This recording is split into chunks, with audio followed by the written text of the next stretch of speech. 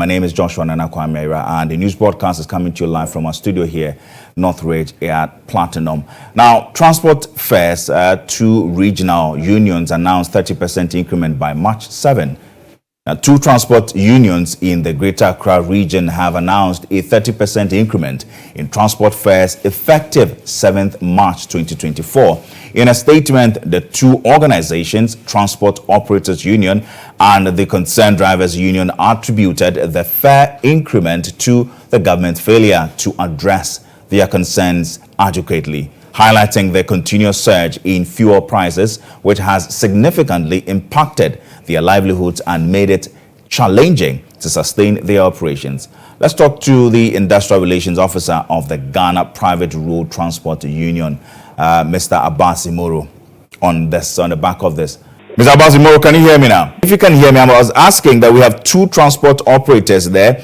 That is the Transport Operators Union, of course, and the Concerned Drivers Association, issuing a statement announcing their intention to increase transport fares by 30%. Were you consulted on this matter? Oh, not at all. That is coming from their side. And maybe tomorrow we are going to have our final meeting. So after the meeting, whatever decision we arrive at, we'll bring it to the public domain. And something that you are interested in or you are going to consider? Well, we are in the same business, so we'll see what we can do. Because when we came up with this upward adjustment issue, this 3 times fuel increment hasn't come.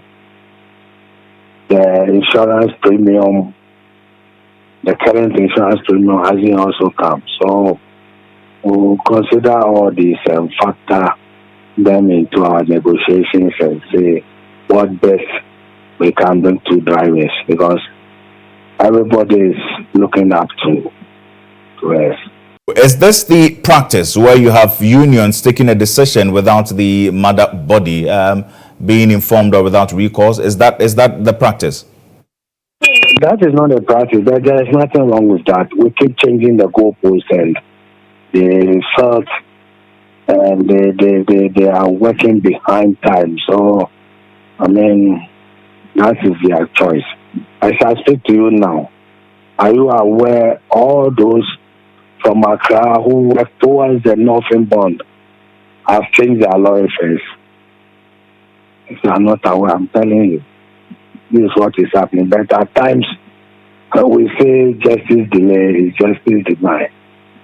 Let's hope tomorrow we are able to go through the meeting and whatever decision we arrive at. Why not? We'll bring it to the public domain. Could it be, from what you are saying, could it be the case that these unions are tired, like you said, the goalposts when the GPRTU take a stance, and after meetings, successive meetings, they make a U-turn, and now they are taking matters into their own hands? It's not looking good for the GPRTU, is it? I would say no, because in case they keep quiet, we would at least be at where we are. So, well, it's part of the struggle to liberate ourselves. So we leave it at where it is and move forward. Well then, thank you, Mr. Abbas Imoro. Mr. Abbas Imoro is the the Industrial Relations Officer of the GPRTU, and he was speaking on the back of a development. Now, two transport unions, that is the Concerned Drivers Association and the Transport Operators Union, actually issuing a statement of their intention to increase transport fares by 30%. Their concerns are simple, that increasing fuel prices is what is impacting the sustainability of their business, for which reason they are of the intention to increase transport fares by 30% by March 7, which is just about 3 days from now. That is on Thursday. So after tomorrow's meeting, which the Industrial Relations Officer Abbas Imoro has put out there, that they are going to meet the respective transport operators or unions by 2 p.m. or 4 p.m. tomorrow, the outcome will determine as to whether or not commuters should brace up for any transport fare increment. Now, let's get to speak to Emmanuel Ohene Yeboah. Emmanuel Ohene Yeboah is the General Secretary of the Ghana Road Transport Coordinating Council, and he joins us now over the telephone. Good evening, Mr. Ohene. We've seen that two transport unions are, should I say, threatened or intended to increase transport fares by 30%. Their concerns are simple, that the increase in fuel prices is what is impacting adversely the sustainability of their operations. Are these concerns justifiable, for which reason a 30% increment on transport fares should be accepted? Thank you very much, my brother. I think anybody who wants to increase transport fare based on the fuel price increase will not be fair to himself and to the traveling public. The last time we increased transport fares, fuel price was around 23 cents per liter. It has since seen some continuous reduction up to now. Even now, the fuel diesel is around 13 cedis. It's the main fuel we use for commercial vehicles. So if anybody says he wants to increase based on transport fare, fuel increase, it's not being fair to the issues. What I know for a fact is that somewhere when this agitation started, we met with the Ministry of Transport to discuss the possible increase. And we were made to understand that in the beginning of the year, yes, apart from the fuel, saying it has increased, we have to go to the market, bring our marketing indices for us to determine what percentage we can talk about if there should be any increase. And as far as I'm concerned, we are yet to sit around table to discuss that issue. So for anybody to come out at this time that they want to increase transport fares, I don't think he wants to refer to the issues. The GPRTU says they are going to meet with these concerned drivers tomorrow by 2 p.m. or 4 p.m. Is the GTRCC going to be a part of this meeting? Well, I am not aware of that, but I don't know what the intent of the meeting, so I won't speak to it. But I know the GPRTU is a responsible organization who are part of this agreement we reached with the ministry. So I don't think they are going to do anything. If they are, it's a way of trying to bring them to order, fine. But I know, once I know how responsible they are, I don't think they are going to do anything untoward. But I think if anybody, I insist that if anybody wants to do any increase at this time based on fuel price increase, I think the person will not be fair. Except that they buy fuel somewhere that we don't know of. But like I said earlier, we are putting our numbers together, and there will be a day that we have to meet with the ministry and determine if there should be any increase or not. Then, thank you very much, Emmanuel. Yeboah is the General Secretary of the Ghana Roads Transport Coordinating Council there. Let's now bring you the biggest conversation on Insight. And on Insight, we will be looking at the reactions and response from the chamber, that is particularly from the side of the minority, as against or relative to the statement issued by the Finance Ministry, and the minority in Parliament today held a presser to react to this. And in the presser, with the media, Parliament sponsor of the bill and Tamale North MP Al-Hassan Suhene accused the government of conjecturing these figures just to run away from the bill.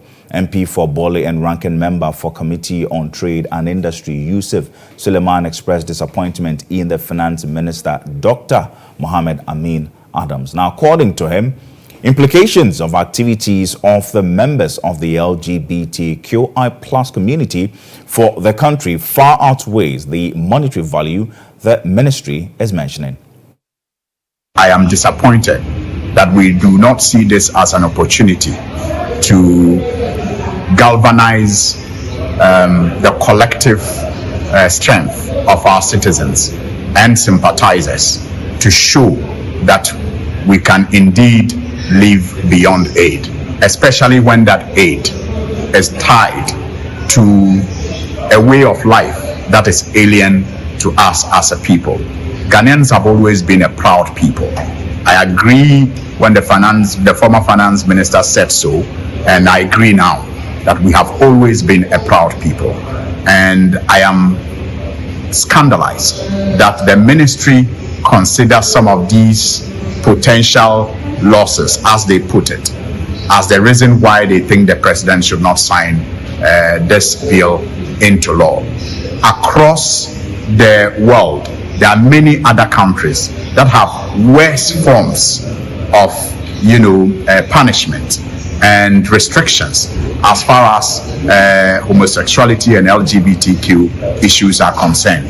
Yet those countries are thriving and keeping their relationship with other multilateral agencies. And so I'm surprised that we are afraid that this law will isolate us and affect our relationship with these bilateral institutions. I think that if we rather remain forthright and remain very proud of who we are, and this law reflects who we are, we will be given the respect that we deserve, and we will not in any way lose these relationships that are mutually beneficial. Look, these support that we get from World Bank, from IMF, and the other multilateral agencies are not handouts. In most cases, they result in mutual benefits for our country and for the countries that they also represent.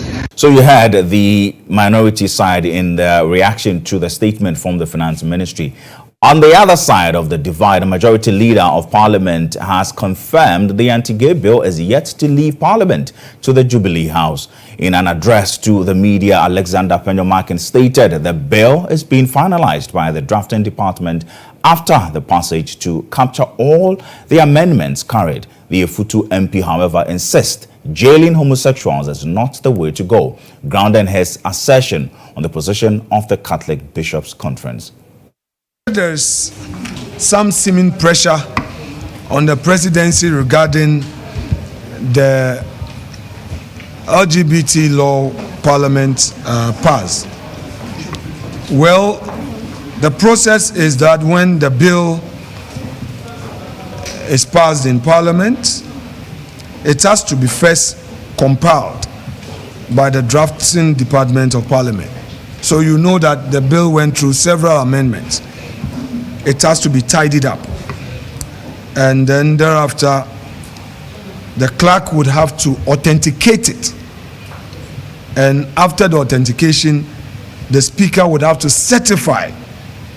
It's when all these are done that the bill is forwarded to the president for his assent. As we speak, as a leader of the House, I can say on good authority that we've not completed the process. So the public needs to know this, so that a certain impression is not created out there that Parliament has transmitted the bill to the presidency and all. Nothing has moved to the presidency. In fact, Mr. Speaker is yet to receive the authenticated bill. The clerk to Parliament himself has not yet seen it. The drafting department is still compiling. I have been chasing it myself, and they say it requires some time because a lot of changes were done. And as a leader of the House, I don't have the draft bill, the compiled draft bill. So I just wanted to put this thing in proper perspective for our guidance. When all is done, I believe that you'll be informed. But I repeat that the drafting department of Parliament is still in the process of compiling the bill. And if I say they are compiling the bill, I'm basically saying that they are putting together all the amendments, seeing to it that the I's are dotted, the commas are there, the legal language is properly put in, for us to know that indeed this is the state of the bill. The sponsors would have to look at the final draft and all. As we speak, the sponsors have not seen the final draft, and it is upon the perusal of these that the clerk to Parliament would be required to then authenticate. So you just heard from and that was the majority leader and Ifutu MP, Alexander Apenyo marking there. Now, another angle to this conversation, the economic professor GHOne has slammed finance ministry, accusing them of using the current economic crisis as bait to persuade the president to abort the Sexual, Human Rights and Family Values Bill 2021. His reaction follows an initial concerns raised by the finance ministry regarding a possible adverse impact on Ghana's Resilient Recovery Development Policy Operations budget. The finance ministry, in an earlier release dated March 4, 2024, urged President Akufo-Addo not to sign the recently passed anti-LGBTQI bill into law. According to the finance ministry, the state, among others, stands to lose a substantial amount of World Bank financing, estimating a potential loss of $3.8 billion dollars over the next 5 to 6 years. Specifically, the impact for 2024 includes a loss of $600 million dollars in budget support and $250 million for the Financial Stability Fund, adversely affecting Ghana's foreign exchange reserves and exchange rate stability. Joining us via Zoom is economist and political risk analyst Dr. Theo Echampong from the University of Aberdeen in Scotland. Good evening, Doc. Yes, sir. Good evening, my brother. Thank you very much for making time with us. We appreciate you. Thank you. And apologies, I don't have video at the moment because I'm in a pretty difficult place. Very well. We only hope that our viewers will also get to appreciate the conversation. And now, I'm sure you've seen the statement from the Finance Ministry on their concerns and recommendations that they are raising relative to the passage of the Sexual, Human Rights and Family Values Bill 2021 that was passed in Parliament on February 28 and currently being put together to be forwarded or submitted to the presidency. Are you surprised by the position or the move by the finance ministry on this matter? No, it's not surprising. And particularly because, again, as you're aware, we are under an IMF program. We negotiated certain terms with the fund and are implementing it. And particularly for the rest of this year, there's some funding that we're expecting from the IMF and additional funding from the World Bank to complement the budget and reform efforts that the government is implementing. The difficulty is, of course, with the IMF and the World Bank, we've seen them in the past, for example, in the case of Uganda, imposing and even withholding certain funds from Uganda on the basis of their stance towards, the LGBTQ plus related issues. And I think for the Treasury or the Finance Ministry, their major concern is the fact that there's potential that they could be losing all of these monies that are very, very important and fundamental to the economic recovery effort. The other side of the argument that others have also made is that, there's a lot of leakages in the system anyway, and that because of our economic sovereignty and related matters and things that we're pushing, does that mean that we should necessarily give in to, the advocacy and the campaign, and to an extent, even the IMF and the World Bank holding Ghana to ransom over the passage of this particular bill and not giving or releasing the monies to us? That's where really the concern really is. But as to whether it is surprising for me, it is not surprising at all. But Doc, also on this matter now, there isn't any direct conditionality relative to the passage of this anti-gay bill. However, the ministry is also fearing that owing to the sustainability or the success of the IMF program, any attempt to derail owing to this controversial bill could actually be a cost to the state. Do you also buy into this particular argument that you're making? Yeah, there's no explicit conditionality in the program, but we have seen the fund withhold funds from other countries in the past because of some of these draconian, as they call it, right, related laws that have been passed. And that is very well where the concern really sort of comes from in that regard. The challenge is that if ordinarily, if Ghana were in a much better financial position, then this wouldn't even have mattered so much because you're able to finance your entire budget and your campaign and everything yourself. But we are in a much weaker position on this issue because of the way the economy has been run the last few years and the challenges arising out of that. And again, I do share some of the concerns that the finance ministry has raised, that if these monies or these proceeds do not come through, then that could fundamentally affect the progress on the program, and even the extent to which, you know, some of the debt, external debt restructuring terms that we are pushing or trying to negotiate would also, you know, come through.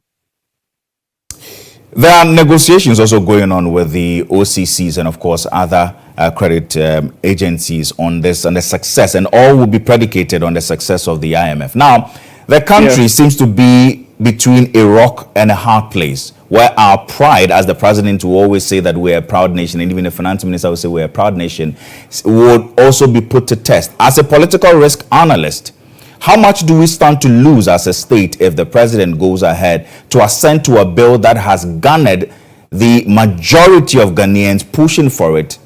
And if the president decides not to also assent to this particular bill, what do we as a state, as a sovereign state, stand to gain? You're very right that we are caught between a rock and a hard place.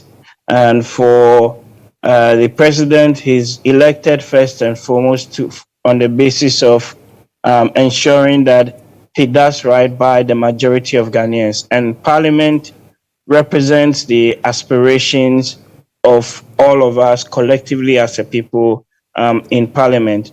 And this is one of those bills that we've actually seen the passage being fully reflected in, you know, the different sides of the House. It was almost a unanimous, right, passage of that. So it's a difficult one for the president, and I suspect that he may even probably not even, you know, sign or assent to it, given the circumstances. Remember, people have also raised issues of constitutionality. People have raised issues about the fact that, you know, you shouldn't be jailing people for 3 years, and maybe further amendments would have to be done to do. But the point, like I highlighted, is that we are in a much weaker position in this vis-a-vis global developments with the IMF and the World Bank, and they are going to try and force or push for a non-ascension of the bill from their end.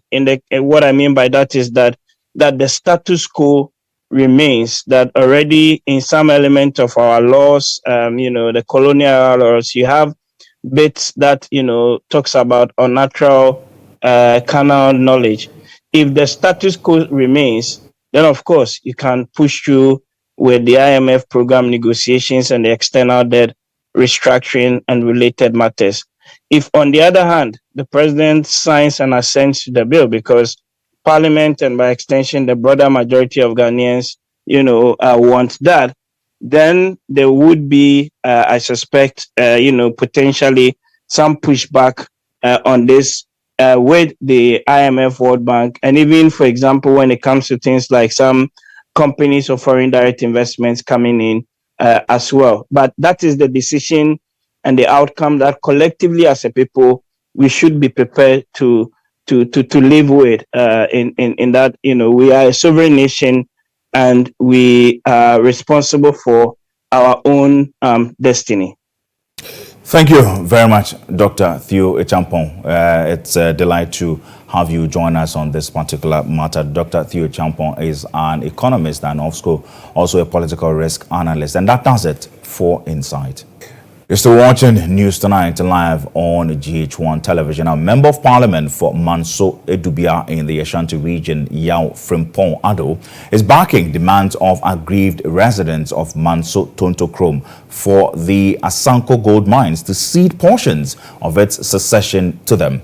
It follows a deadly clash between agitating youth and security of the mining company, leading to the death of 3 persons. Security personnel of the firm allegedly opened fire on the youth, leading to the death of 1 person. This action infuriated the youth, who led a reprisal attack on the security personnel, killing 2 of them.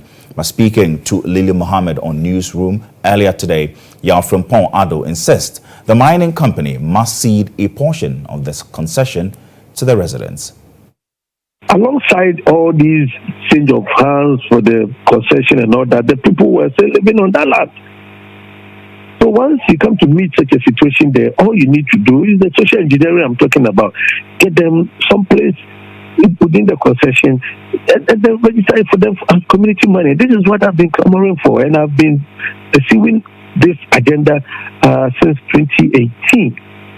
You see, to get community mining for the people. And at that point, they wouldn't have any moral right to even cross over to where the mines will be working, because at least you have been sorted out over here. So just be there.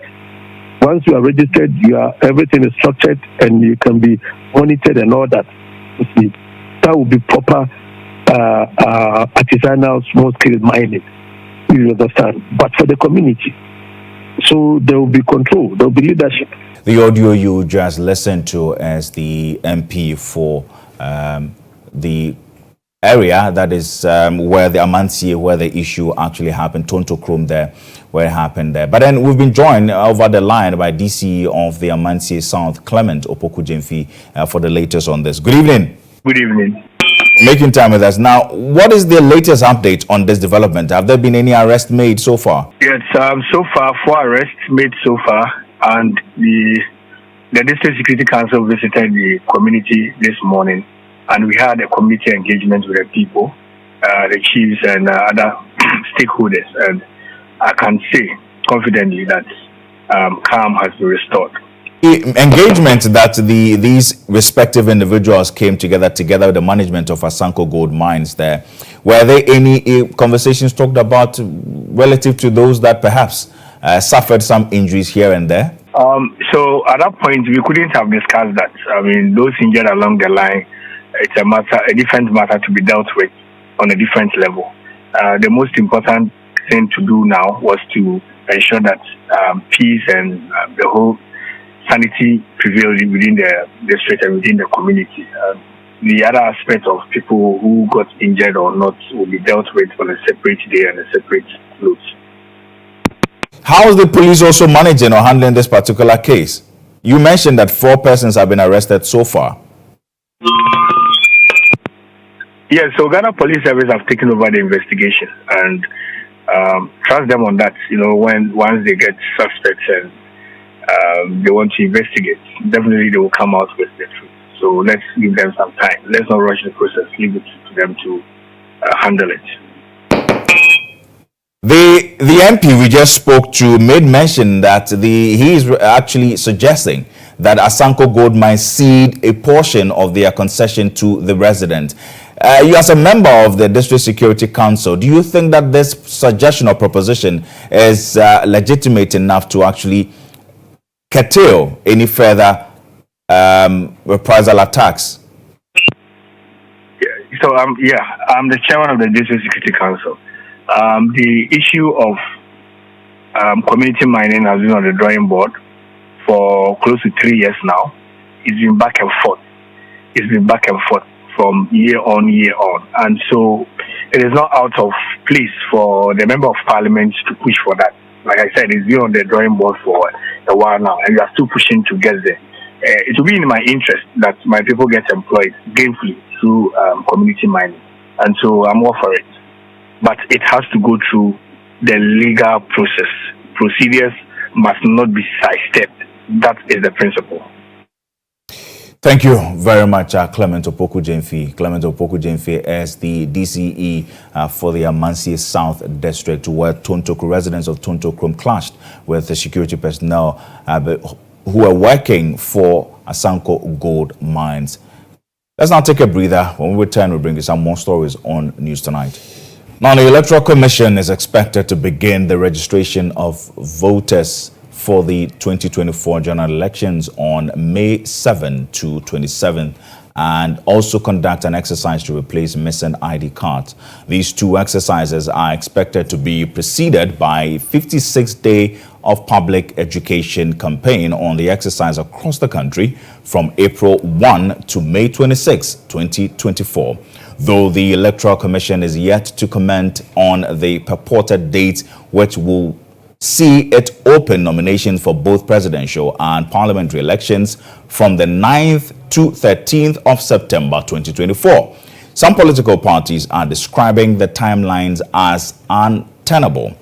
Before we engage some members of the Inter-Party Advisory Committee of the Electoral Commission, let's take you through the timelines allegedly coming from the elections management body. Now on your screen, you see the Electoral Commission's outlined timelines for the activities ahead of the December 7 polls. As we indicated earlier, the EC has not issued any official statement regarding these timelines or timetables in circulation, but it is believed that on September 9 to 13, 2024, there will be the nomination of candidates for the presidential and parliamentary elections, and September 23, 2024, there will be the balloting for positions of the presidential ballot paper, on the presidential ballot paper. And then on September 24 also, there will be the balloting for parliamentary positions, all within the month of September. And in December 2, 2024, there will be the special voting for selected professionals. And December 7 will be the main elections. And within 3 days of December 7, 2024, the EC is expected to declare the presidential result. And that has been the position of the EC, that if all things being equal, they intend to declare the results within 3 days. And on the April 1 to May 26, that is when the 56 days of public education campaign on the voters registration exercise will be conducted. And May 7 to May 27 will be when the voters registration exercise would also be conducted. And May 30, still in the same month of May, will be the nationwide exercise to replace missing voters' ID cards. And July 9 to July 18 will be the submission of provisional voters register. Prior to that, the parties would also receive a copy of them. In July 15 to 24 of the month of July, exhibition of voters register. And in August 30, there will be the submission of the final voters register to political parties. And Business Minister Designate for Roads and Highways, Francis Asensubuache, has disclosed that construction works on the second phase of the Obechebi-Lamte interchange will be completed in September this year. However, some motorists and traders at the Obosokai enclave expressed concerns about the inconvenience construction is causing them. Obed Kengaglo reports. Barring any unforeseen circumstances, the second phase of the Obechebi-Lamte interchange is expected to be completed by September this year. A visit to the site saw workers busily installing arms of the steel bridge at the Abosokai section of the interchange. The workers were also seen working on some drains. Engaging journalists during the tour, Minister Designate for Roads and Highways, Francis Asensubuache, said contractors are expected to complete the project by September this year. This is a very important project. As you can see, it's right at the heart of the city center. This is Kaneshi, this is Circle, this takes us to Kolebu, a very important, in fact, the most important medical facility in the country. So you know how important this road is. That is why we are working very hard so that the contractor will finish it and the people around and Ghanaians in general will enjoy the full benefit of the project. Government has taken a decision to negotiate with the contractors so that projects that are nearing completion from 80, 90% towards 100%. We negotiate with them so that they can come to site and work. This is one of such projects. This is about 88% complete. The plan is that the project will be completed in September. Resident engineer for the project, Ntwewusu Setre, attributed suspension of works of the Obechebi-Lamte interchange project to government's negotiations with the International Monetary Fund. The structural integrity of the project will not be affected by our timeline. The contractor actually asked for extension of time to December, so he got a December time. Now he said December because when he does his work, he has to be paid. It takes time to assess the payment, and the bank will not resume. It will not pay any money if he hasn't got the working period. So basically, it's even the interest of the contractor to finish earlier than the December that he requested for. So I can now put in a request for payment, and when it goes to a guest. So for September, the contractor has assured us that he will finish the work in September, yes. However, some motorists and traders at the Abosokai enclave say they are unhappy about the snail pace of the work. The bomb started to protect your life. But don't kind no money so. I mean, I face a problem every year. And just say, we share stores inside that. And Minister for Youth and Sports, Mustafa Yusuf, has stated that the newly built Boteman Sports Complex will be converted into a sports university after the African Games. He said this in his address while briefing the press ahead of the 13th African Games that run from March 8 to March 23. With the Boteman Sports Complex and renovated University of Ghana Stadia are set as the main host venues.